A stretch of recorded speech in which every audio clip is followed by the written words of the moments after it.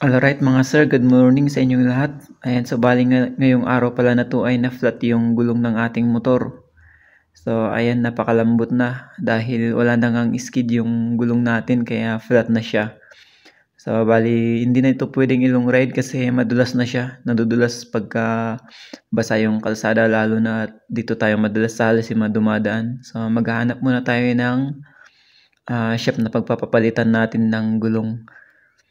Ayan, so bali ang pinagpipilian ko pala is yung Beast Tire. Ayan, Beast Tire yung karamihan kasi ngayon nauso, tsaka yun ang at least na makabit na medyo budget meal siya. So yun ang hahanapin natin mga sir kung available. So sira yung mic natin kaya nakakabwisit. So yun mga sir, hanap muna ako ng pagpapapalitan ng gulong na shop. Ayan, so bali dito pala ako sa La Trinidad mga sir, no? So napansin ko kanina nung aalis ako na-flat yung ating gulong.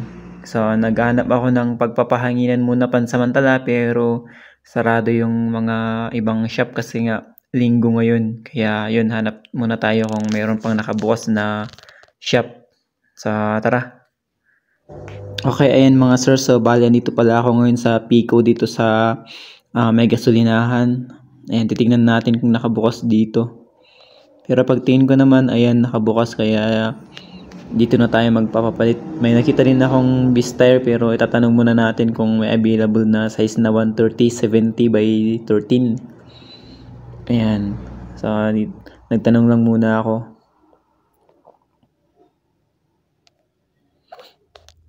So, bali yun nga mga sir, nagtitingin ako kung ano yung mga available na gulong at ito sinalubong ako.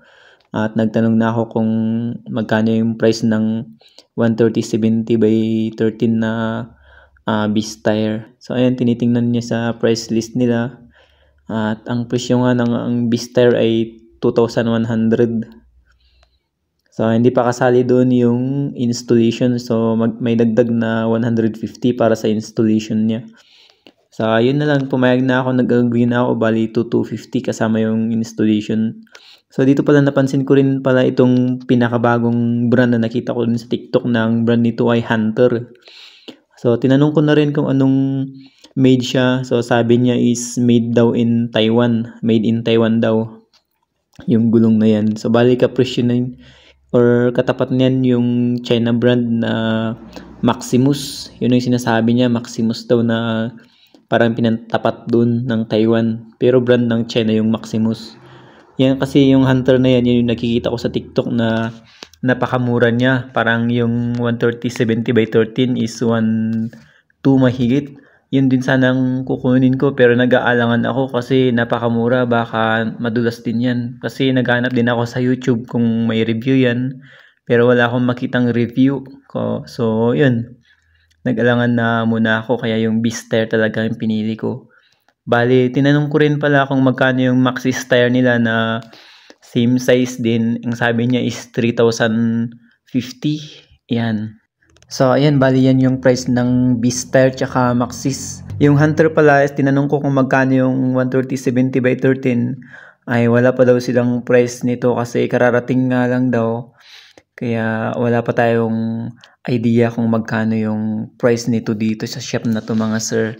So abangan natin mga sir, baka sa mga susunod na araw merong makakapag-review ng gulong na ito na Hunter, kasi sa ngayon wala pa tayong idea kung ito nga ba ay madulas o kaya ay makapit, kaya hindi pa natin masasabi ngayon mga sir, dahil yun nga, wala tayong idea. So abang-abangan natin mga sir sa mga susunod na araw, baka sakaling may makasubok nito at may mag-review. So habang hindi pa napupudpud yung gulong natin sa harap, ay hihintayin muna natin kung magkakaroon ng review, at sana nga ay magkakaroon talaga para masubukan din natin in case na mapudpud din yung gulong natin sa harap. Ayan, so bali ipapa-install ko na nga muna yung ating gulong mga sir, at yun, kukunin na niya yung gulong na napili natin. Bali ang tire size na to ay same lang din sa stock, 130/70 by 17. Ayan, so bali sinisimulan na ni sir na baklasin yung ating gulong. So bali sinisimulan niya sa pagtanggal ng tambucho tsaka sa mga shock absorber. So, bali yan na nga mga sir, kinuha ng kasama niya yung ginagamit niyang impact drive ba yun? Or impact wrench. Kaya, yun, buti na lang dala ko yung gamit ko. Kaya, ito na lang siguro munang ipapahiram ko. Ayan. So, susubukan muna natin kung malakas pa yung kanyang battery para hindi tayo mapapahiya. Bali, ito na nga ibibigay ko para meron siyang magamit at mapapadali ang kanyang pagbaklas para hindi na siya gumamit ng mano-mano. Ayan. Ayan, bali napansin ko na naman na nahihirapan si sir na magtanggal sa isang tornilyo dahil nga ginagamitan niya ng plies yung pagkontra. So, nagkalakal na naman ako sa top box ko ng tools para ipapahiram na naman natin sa kanya kasi yun nga, nahihirapan na siyang magkontra. So, hinanap ko muna dito yung number 12 na liabe. Ayan. Para hindi na siya mahirapang magkontra gamit yung plies. Okay, so ayan na nga, tuluyan nang nabaklas yung gilid ng ating motor at yan, ilalabas na ni sir yung ating gulong. So, bali yan na siya, oh. Pudpud na talaga. Sulit na yung tinakbo ng ating motor. Sulit na yung tinakbo ng gulong na to. So, isa pa sana gustuhan ko dito mga sir sa shop na to is hindi mano-mano yung pagbaklas nila ng gulong. Meron talaga silang gamit na machine para hindi magasgas yung ating mags at hindi masira. Kung meron ngang sticker to or bagong pintura, at least na hindi siya masisira. Yan yung kagandahan dito.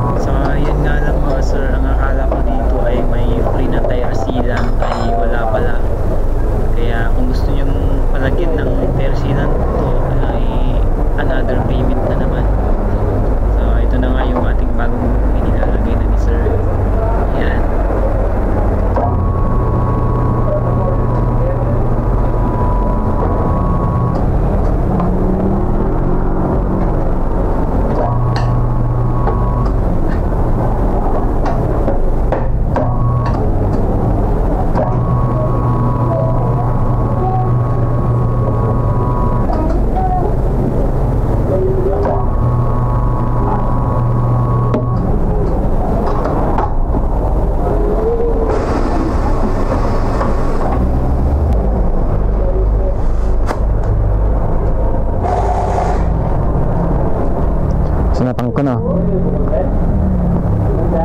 Sobrang samot.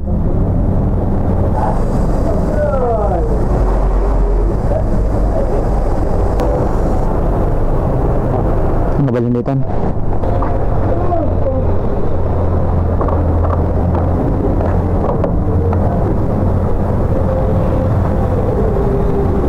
Bani. Bago na.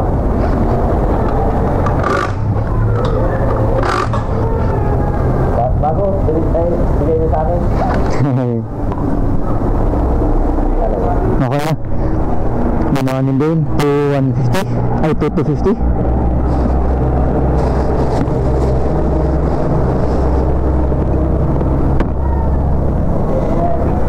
$250.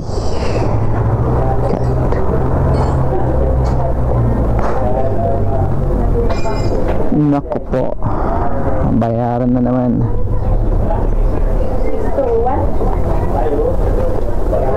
Tapos din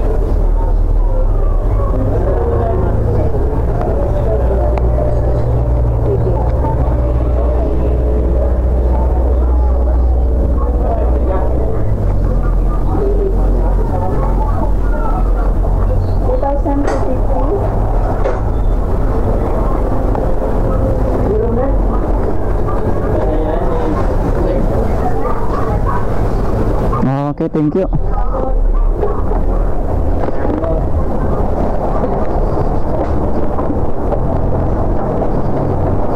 Sige sir, salamat. Ayun. Tingin. 903.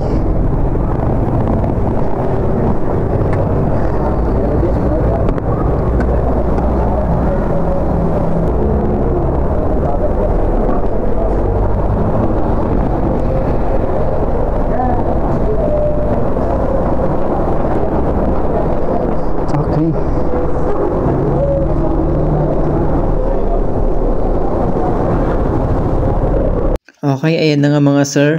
Pag natapos na naman na-install na yung bagong-bago na naman nating gulong. So, pwede na ulit dito ng bumingking-bingking. Pero lagi natin tatandaan mga sir na pag bago pa lang yung ating gulong, kailangan pa natin siyang i-break in ng kahit nasa 100 kilometers. Yan yung mostly na sinasabi pag nanonood tayo ng reviews ng gulong. So, kinakailangan pala talaga yun, no? Para at least maramdaman natin na makapit yung gulong natin. So, yun lang mga sir. Hanggang dito na lang tong video na to. At sa susunod na video natin ay i-review naman natin pag andun na tayo sa Alcima Highway, dahil doon talaga ay masusubukan natin kung gaano kakapit itong beast tire nga, kasi sa Alcima Highway maraming parte ng daan doon na madudulas talaga. Pero lagi pa rin nating tatandaan na mag-ingat palagi tayo sa biyahe natin, sa mga rides, lalo na 2 wheels lang ang dala natin. So yun lang mga sir, ride safe always. Babush! See you on our next video.